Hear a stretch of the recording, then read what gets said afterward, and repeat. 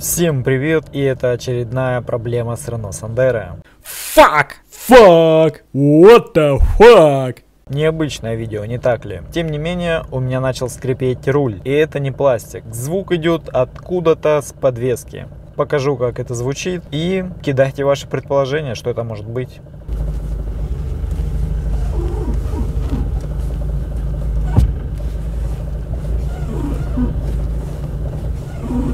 Вот этот звук.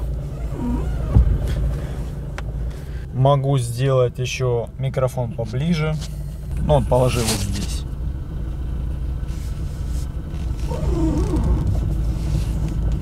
Вправо такой проблемы нету. Скрип как бы присутствует только в левую сторону. Я посмотрел видосики по ютубу и ужаснулся, потому что чувак на Aveo отдал 26 тысяч с запчастями, и у него оказался опорный подшипник или что-то вроде этого. А я рассчитываю на гидроусилитель, который стоит 2000, вот так вот.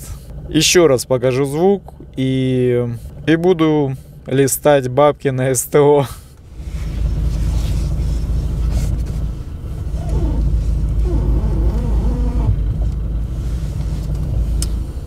Позвонил, конечно же, в СТО, договорился на завтра.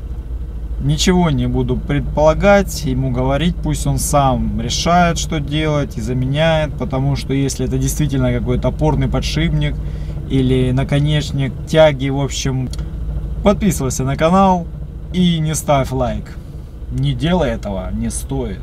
А ну убери руку, не тыкай, не надо, нет.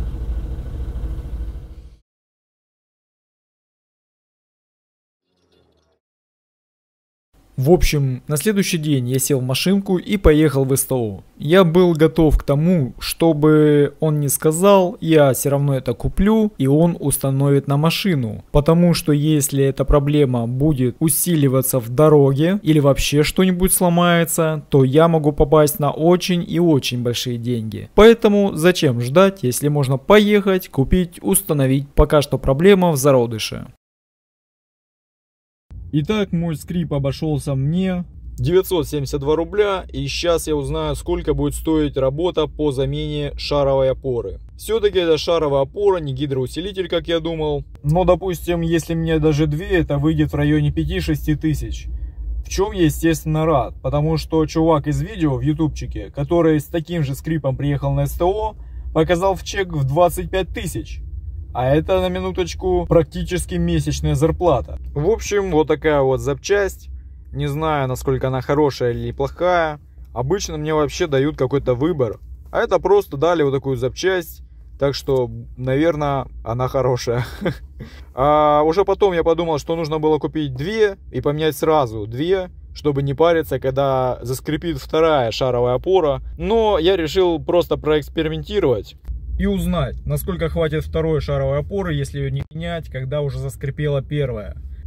Так, ну что, я еду в СТО. СТО мне, кстати, сделала скидочку. Так, эта опора стоит 1300. Это очень хороший момент.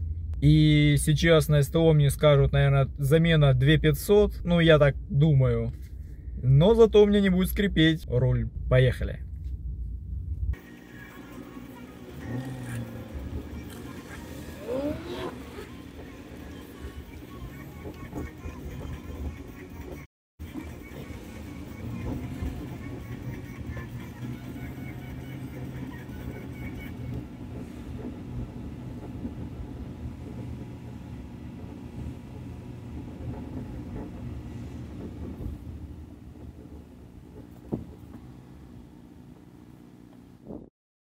Так, ну заменили шаровую.